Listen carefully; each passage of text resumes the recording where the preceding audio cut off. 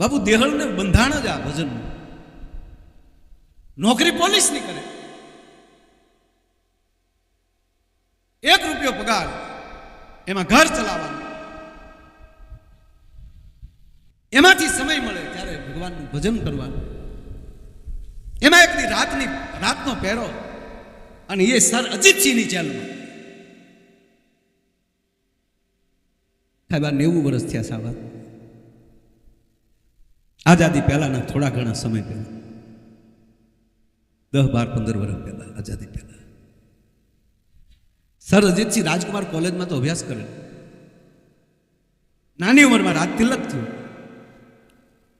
ધાંગધ્રાના રાજા બન્યા, પણ એ રાજાનો પોશાક નહોતા પહેરતા, સૈનિકનો પોશાક પહેરતા. જેમ મોદી સાહેબ કહે ને, હું પણ એક સૈનિક છું, હું પણ એક સેવક છું.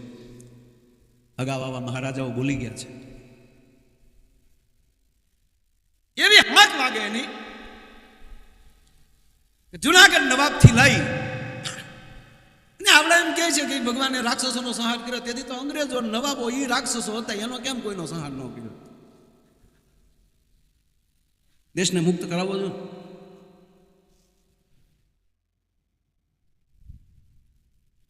રાક્ષસનો અર્થ બીજો નથી થતો. જેને રક્ષણ કરવું જોઈએ એ રક્ષણ કરતા કરતા તમારી અંદરથી ભક્ષણ કરી જાય. આજ મૂળ વાત કરીને મારે વાત ભજન જવું છે. પણ જુનાગઢ નવાબથી લઈ અને પાવાગઢ નવાબ સુધી વયા જાઉં, એ વખતના તમામ સ્ટેટમાં કોઈ પણ જગ્યાએ સર અજીતસિંહનું નામ પડે એટલે અદબ કરવી પડે.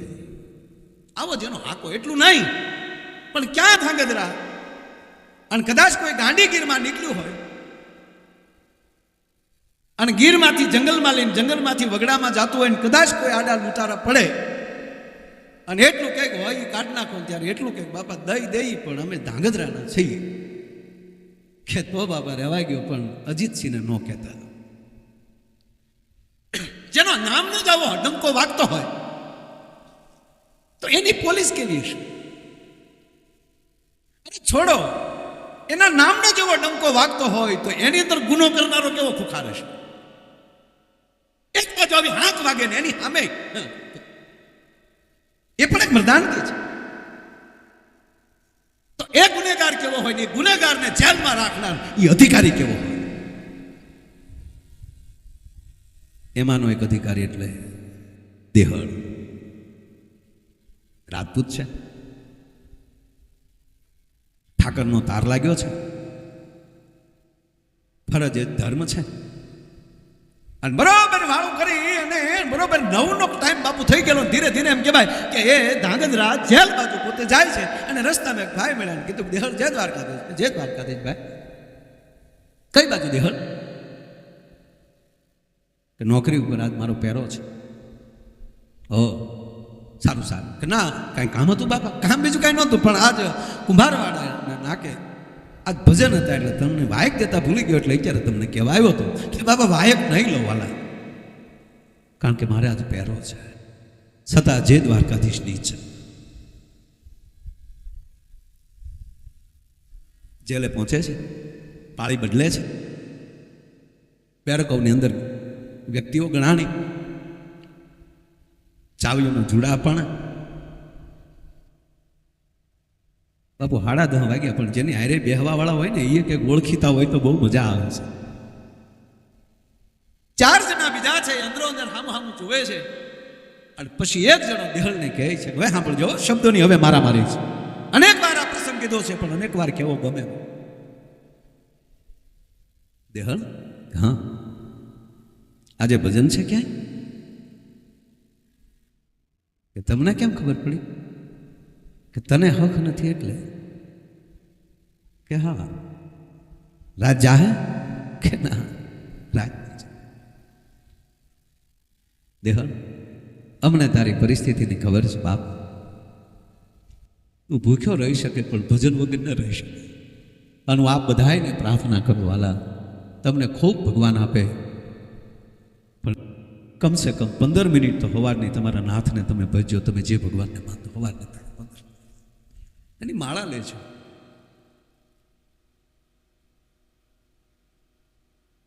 કે નહીં બચીએ. રહેશે ધર્મ તો રહેશે અધર્મ.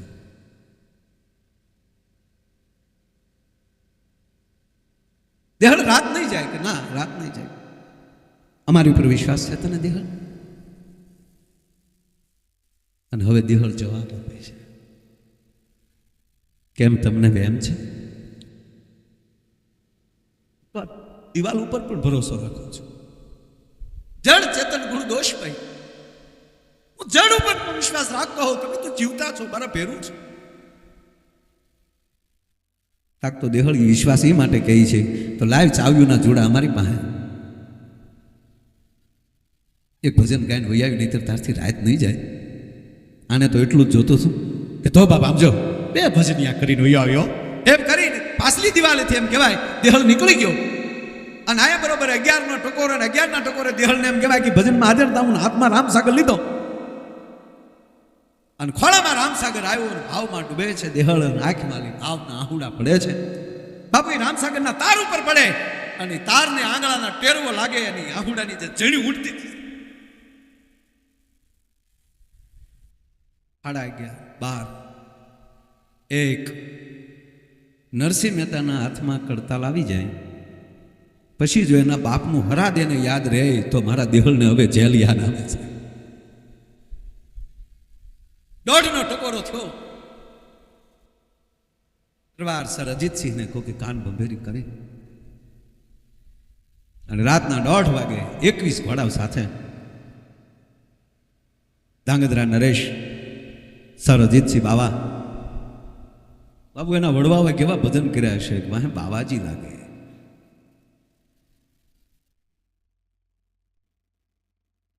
જેલને દરવાજે આવીને ઉભો રહ્યો.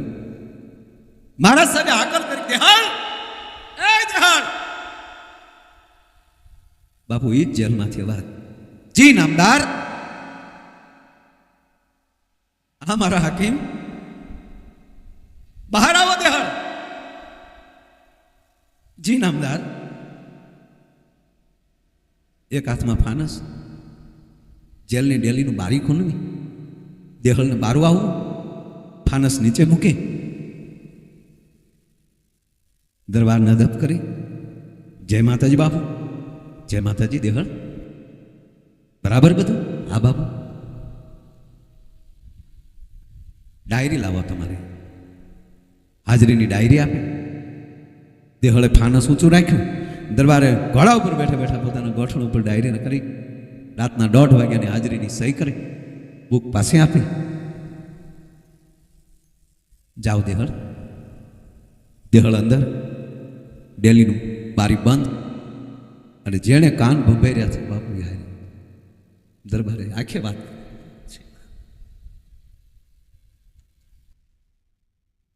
એણે બીજાને ઈશારો કર્યો. 21 ઘોડામાંથી એક ઘોડો છૂટો પડ્યો. કુંભારવાડે જાય છે, ત્યાં દેહળ ભજન ગાય છે. ઘોડો પાછો આવ્યો છે. બાપુ નામદાર. હા સેજ કુંભારવાડા નાકા સુધી ઘોડા લઈ ગયા ને.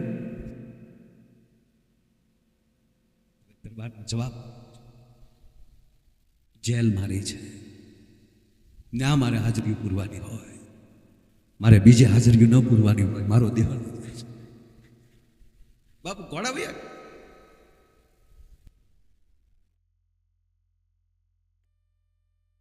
રોડ થયું, પરોળ થયું, આંખ ખુલી. અરે અરે એક ભજન નો કીને આવ્યો છે એટલે દેહળ ન્યાલી આવે છે કુદીને. અને પરોઢના ટાઈમે આવીને આફળો ફાફળો થઈને મિત્રોને કીધું બાપા મને ખબર રહી નહીં અને કઈ દેહળ મારથી મને સમયની ખબર ના રહે. દેહળ ધર્મા તો નથી ને તું? ના. અરે ગાડા તું 12 વાગે 1:30 વાગે દરબાર આવ્યા, તને બહાર બોલાયો, તે હાજરીની બુક આપી દરબારે. આ જો તારી બુક તો જો. 12 વાગ્યાથી આપણે હારે બેઠા, 1.5 કલાક હારે બેઠા આપણે. પછી દરબાર સાહેબ દેહળ ધ્રુજે છે. મારી મજાક ન કરો, દેહળ મજાક ન કરી અમે તારે, તો ભાઈબંધી લાજે ગાંડા. ખરેખર હું તું નહીં તો બીજું કોણ? તો હવે મને એ કહો, દરબાર સાહેબ ક્યાં ઊભા થયા? ડેલી ખોલીને દેખાડે છે આ ઘોડાના ડાબલા. હું ક્યાં ઊભો છું? આ પગલા તારા, આ પગલા તારા. એ કીધું. દેહળે પગલાની ધૂળ ખોબામાં લઈ લઈ પોતાના માથા ઉપર ભીડ્યું. દેહળ શું કરે છે? ખોટું બોલું તો મને દ્વારકાધીશના સોગંદ છે. હું ભજનમાંથી હાલ્યો આવ્યો, આ પગલા મારા દ્વારકાધીશના છે. મારા દ્વારકાધીશ. અને દોટ મૂકી સાહેબ મુઠ્ઠી વાળીને દરબાર સાહેબના રાજભવનની સામે આવી. બાપુ, ચોકદારો કહે છે, દેહળ બાપુ આખી રાતની સફર કરી હજી આવ્યા છે, આરામમાં આવશે.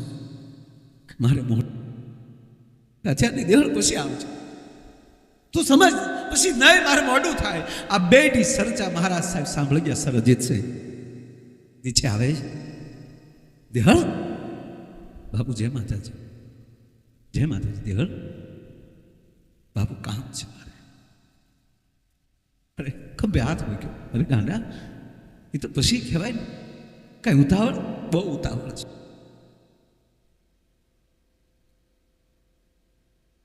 બાપ માફ કરજો, અવિવેક થાય તો માફ કરજો. આપની નોકરી દેવા આવ્યો છું. પોતાની કમરેલી પટો છોડીને દરબારના પગમાં મૂક્યો. બાપુ માફ કરજો. એદી ધાંગધ્રા નરેશની આંખમાં આમ હાથ જોડ્યા. સાહેબ હામ આમાં હાથ જોડ્યા. જેવી રીતે ભાવનગર એક નામદાર સાહેબ કૃષ્ણકુમાર સિંહજી એમ કહેતા હોય, મુબારક અમારો શું ગુનો તારે ભાવનગર મૂકવું પડે? બેટા મારી શું એવી ભૂલ થઈ દેહળ કે તારે મારી નોકરી મૂકવી પડે? અવિવેક થયો બેટા કઈ ના. અવિવેક કરે તો તમે અવિવેક કરો તો અમારો શું ગુનો? તમારી નોકરી તારે મૂકવી પડે. દેહળ વાત તો એટલી છે ને બેટા કે મને કોઈ કાન ભંભેરે તો મારે મેલેથી જેલે રાતે આવવું પડે. એ જ છે બાપુ, એ જ તકલીફ છે. તો એમાં શું બેટા? બાપુ માફ કરજો. તમારે તો મેલેથી જેલે આવવું પડે, પણ ઓલાને ઠેઠ દ્વારકાથી ધક્કા થાય એનું મારે શું? અને હવે તો આ મારે રોજનું થયું છે. મારે એને કેટલા ધક્કા ખાવા? અને મારી નોકરીની ચિંતા જોઈ બેઠો બેઠો કરતો હો. મારે એનું ભજન મારથી મુકાશે ને એટલે મને નહીં મૂકીએ કે દેહળ તું કે તારી વ્યવસ્થા કર દો. બાપુ માફ કરજો. તમારો પગાર લાવો ને ફરજ પૂરી ન કરું તોય મારા દ્વારકાધીશને ન ગમે, તોય હું ફરજ ભંગ થયો કહેવાઓ.